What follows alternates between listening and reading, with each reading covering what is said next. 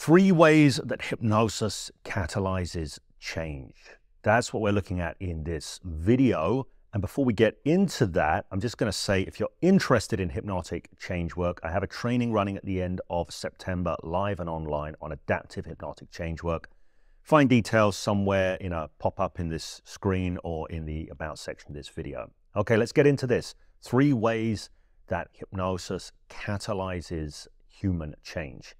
Now, if you saw my previous video, you know I was talking about the Heraclitus idea, nothing is permanent but change, and how Erickson pointed out that rigidity, stuckness, having a tight grip on the way we think about things and do things, this is what creates our problems in life, stops us learning, growing, and changing.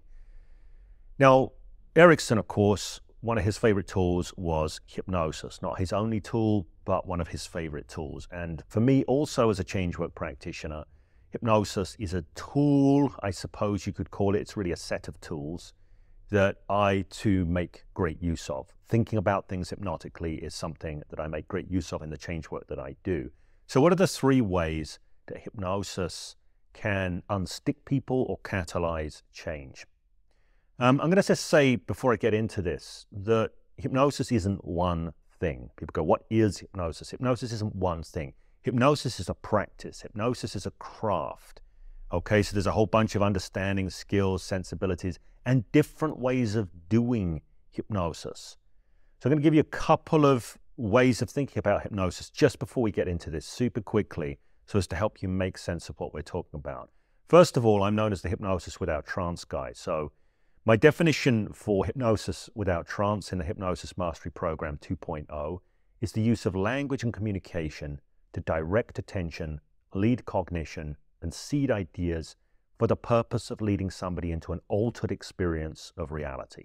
Now, that can be an altered experience of their circumstances, that's an altered perceptual set upon their circumstances, an altered experience of themselves, what's possible for them, their capabilities, all of these things. So that definition is about a process of directing a person's mind, right? Sometimes I call it simply moving minds to shift experiences.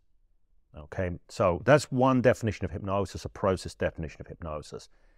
What people often think about as hypnosis, particularly in a hypnotherapy context or a hypnotic change work context, is what I prefer to call trance work. Okay, now trance work is basically moving somebody into an altered state of consciousness. By what I mean by altered is altered from not even their everyday state of consciousness, but their everyday general sets of consciousness. We're not in one type of consciousness all the time, right? We go into different sorts of sub-trances in different aspects of our lives. But it's really a state of consciousness that you could call generative trance, is the term that I like. This is from Stephen Gilligan. Erickson used to call it therapeutic trance, right? Now, it might look on the outside like somebody having their eyes closed, being in a very relaxed state. It could be a very expanded state. The point is, it's a very different state of mind that is very inclusive and opens up to a variety of possibilities. And this you could call hypnotic trance, okay? Now, this is different from the process definition. So I'm going to assume here, I'm going to be talking here about the trance work. Now, the former definition helps you do the trance work, but I'm talking about the trance work. I'm talking about taking people into therapeutic or generative trance. Okay, that's what I'm talking about. So what are the 3 ways? The first way, if you saw the previous video I did, I talk about how we get caught in patterns, caught in cognitive sets. Erickson called them associative sets, habitual associative sets. So the first way is that when somebody shifts their state of mind, they are falling out of their habitual thought loops. They are falling out of their habitual cascades of association, and they're falling into a more expanded state, right, where a lot more variety and variability is able to be brought in. There's a simple way of talking about this: falling out of your thinking and back into your innate adaptive creativity. So Erickson was big on what I call the creative unconscious mind. I talked about that in the previous video. Right? When you fall out of your thinking and back into creative flow, back into the flow of possibilities, you fall out of certainties and into possibilities. This is where difference comes from. Now, remember, I'm talking about change work here. Change work is about difference. Difference doesn't happen from going around and around the same associative sets, thought loops, this kind of thing. We all, if we want to change, need to be able to fall out of those. What we try to do normally is try to move from one set of certainties to another set of certainties. We don't fall out of our certainties into a realm of open space and possibility. This is what generative trance is, a realm of open space and possibility. This is why trance work is incredibly valuable. If you're helping somebody make a change, instead of going from one set of certainties to another set of certainties, you're better off getting them to fall out of certainty and into possibility, and then creating the space for new certainties to reorganize and come about. So this is reason number one why trance work is incredibly powerful. Reason number two is that there's a basic rule of hypnosis, which is what you focus on gets amplified. Okay, what you focus on gets amplified. This is not just a rule of hypnosis, this is a rule of life. What our attention goes on gets amplified. So we don't pay attention to everything in our lives at the same time. We have attentional patterns. They are habituated attentional patterns. So when we're caught in a problem, there are going to be certain things that we are both consciously and unconsciously habitually paying attention to, and those things will get amplified. They will take up our bandwidth, if you like. And then the things that we're not focusing on drift into the background. Okay? So it might be there's all sorts of personal resources we have, all of this kind of thing, that if we were to focus on those, they would be what gets amplified. I'm going to talk about this in a moment. And then we would find ourselves in a very different experience of ourselves and a different set of perceptions and a different set of choices.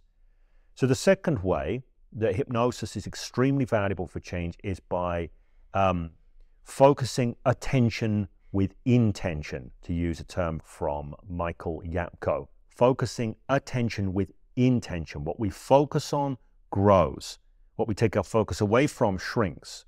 So we get to change our habitual attention sets. So this is different. My number one point was about what you would call trance work, falling out of your thinking and into this state of generative trance. The second one is more aligned with the first definition of hypnosis I gave about the use of language and communication to direct attention, lead cognition, and seed ideas.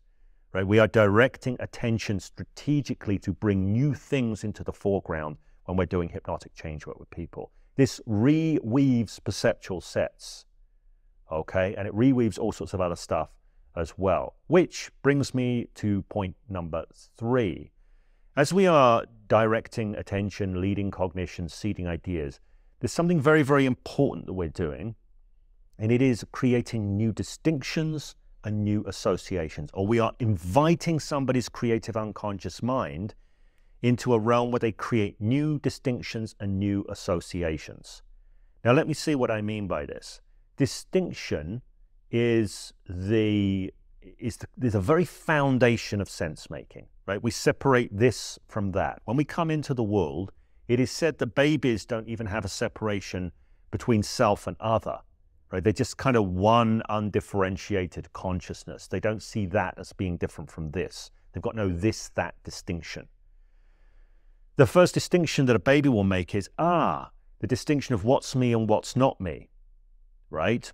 And then there'll be further distinctions made within that. We make distinctions all the time. If I don't offer you a distinction, you don't have a choice. Without distinction, there is no choice. If I say, would you like a piece of fruit or a piece of fruit?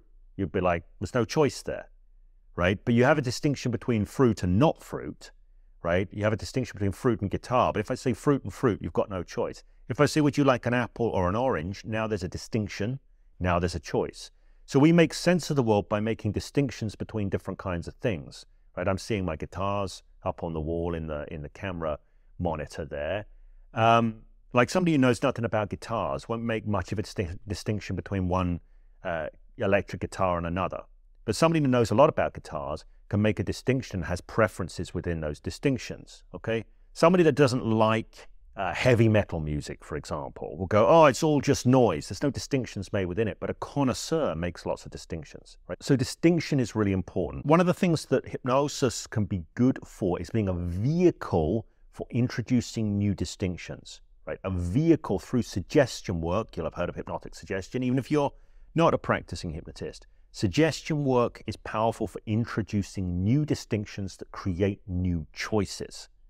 This is a huge part of the work that I do, is creating distinctions. On the flip side of distinctions is associations. What goes with what?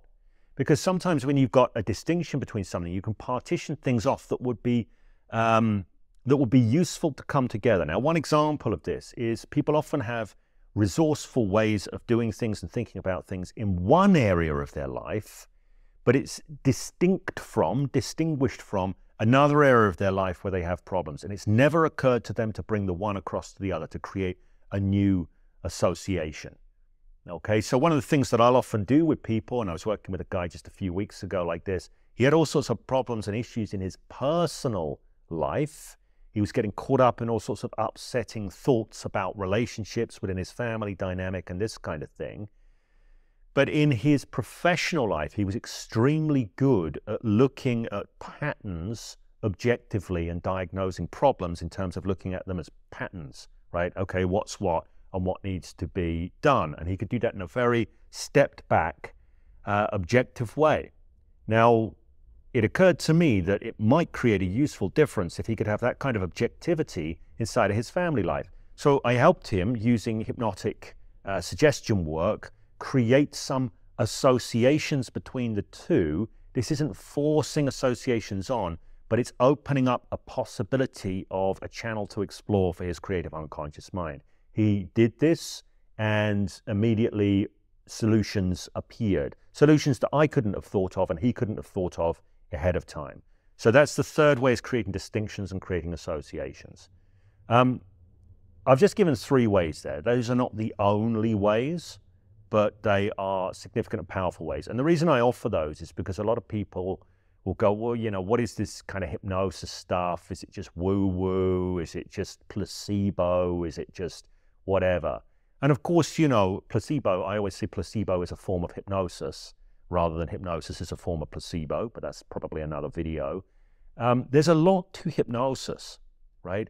Whichever definition you take, whether you take a process-based definition, which I call hypnosis or hypnotism, or the other kind of definition, which I tend to call trance work, and the two work together, whichever you're using, these are genuinely, legitimately powerful tools that help people reweave their patterns of viewing and patterns of doing, to borrow a Bill O'Hanlon distinction, right? That's a useful distinction in and of itself, right? Powerful tools that are actually doing things. Now, it's important also to be aware that they are tools. So if you just kind of do a hypnotic induction and you're not really clear about what you're looking to do with that hypnotic induction, it may or may not help out, right? Often just doing something different is an extremely helpful thing when somebody's looking to make a change in their life. And usually doing some hypnotic change work is something pretty different. So even by default, the fact that you're doing something very different by doing hypnosis, yes, it can lead to change. Expectancies around the hypnosis, right? Oh, I've done this different thing. I'm curious about what might be different. Automatically reset attentional patterns. So just kind of doing hypnosis in a reasonably easy, laid-back, mindless way can very often catalyze significant changes when it is done in alignment with intention to change, right? Without having to do anything particularly fancy. But once you start understanding some of what you're doing with it, you can obviously do it in a more tuned-in way that increases the likelihood of having significant effect and significant impact, and therefore having significant and positive changes cascade out from the work. Okay, I'm going to wrap this up here. If you found this video interesting or useful, please do give it the thumbs up. If you've got any questions, please do make use of the comments section below. If you're interested in the training, the Tao of Adaptive Hypnotic Change Work, you can find out about that either in a pop-up on the video, in the About section, something like that. It's a live training, by the way. So it's participatory. It's not just information-based. You will be doing things. You'll be developing skills. It is on Zoom, so you can check out the time zones. You can see if it's a thing that might fit. Don't think there's anything else I really need to say here. So, yeah, I look forward to your questions below, and I look forward to when we next connect.